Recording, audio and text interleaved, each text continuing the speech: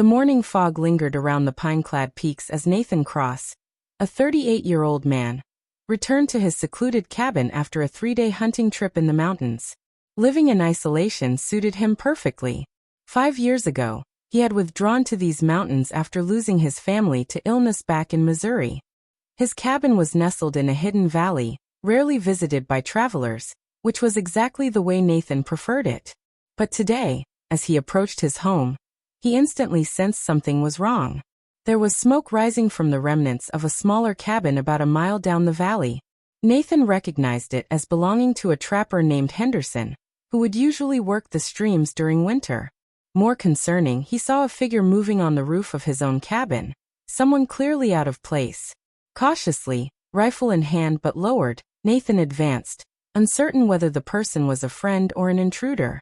As he got closer, he saw it was a young woman, probably in her 20s, with long blonde hair, wearing a torn brown dress.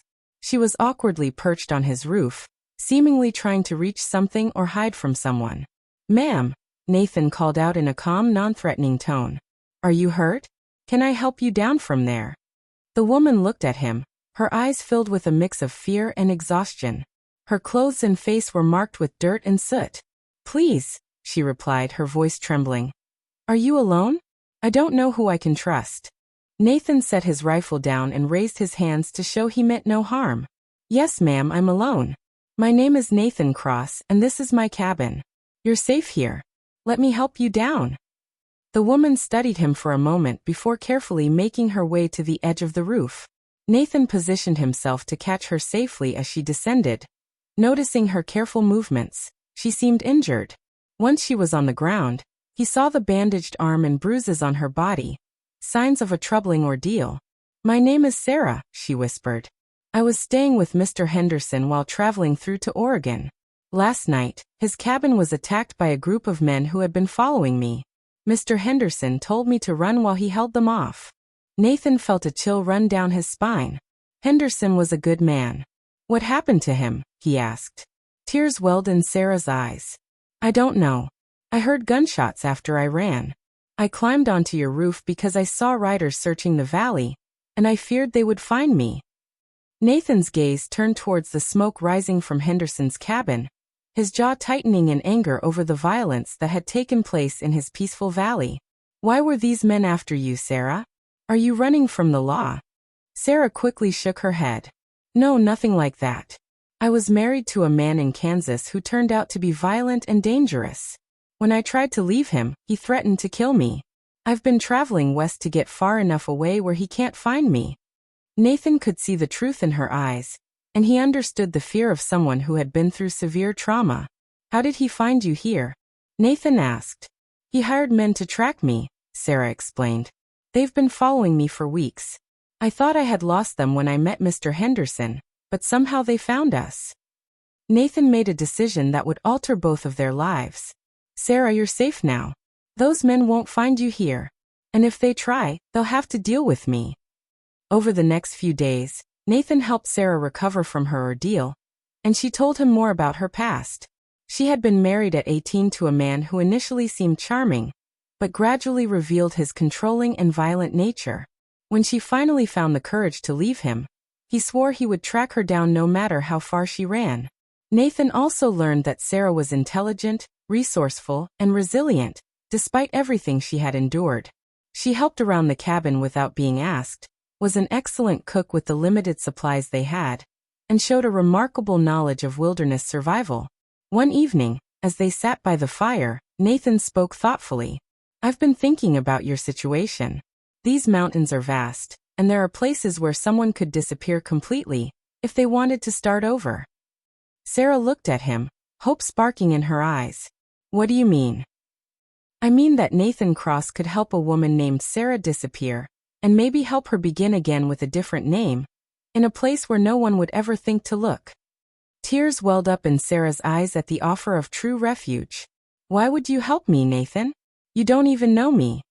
Nathan gazed at her with admiration, seeing the bravery and strength she had shown despite everything. "Because everyone deserves to live without fear. And because Henderson was my friend, and I believe he died trying to protect you." Months passed, And Sarah did indeed begin a new life in Nathan's hidden valley. She took the name Mary Henderson, in honor of the man who had sacrificed his life for her. Nathan taught her advanced wilderness skills, hunting, fishing, and how to defend herself if she ever faced danger again. But more than just survival skills, their bond grew, and they discovered that in each other, they had found exactly what they needed. Nathan's loneliness was eased by Sarah's warmth and intelligence, while Sarah's fear was replaced with a newfound sense of security and purpose.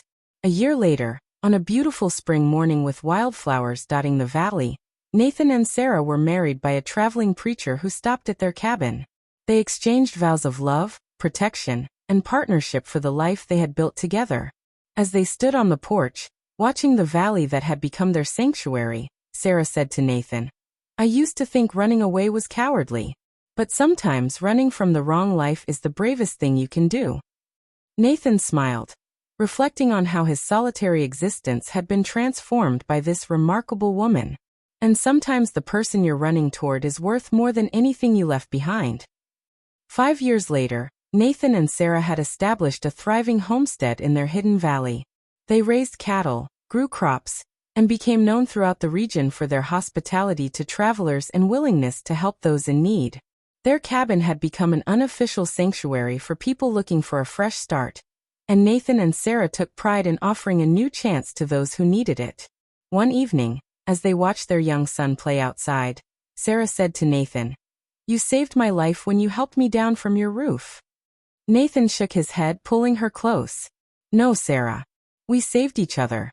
You reminded me that a life worth living is one shared with someone who understands that the past doesn't define the future." As the sun set over the peaceful valley, Nathan reflected on how that chance encounter with a desperate woman had taught him that sometimes the most valuable thing you can offer another person is not advice or money, but simply a safe place to rest and the time to heal enough to start again. The mountain man, who had once chosen solitude, discovered that true strength lies not in standing alone, but in standing together with someone whose courage matches your own, building a life stronger than anything either could have achieved alone.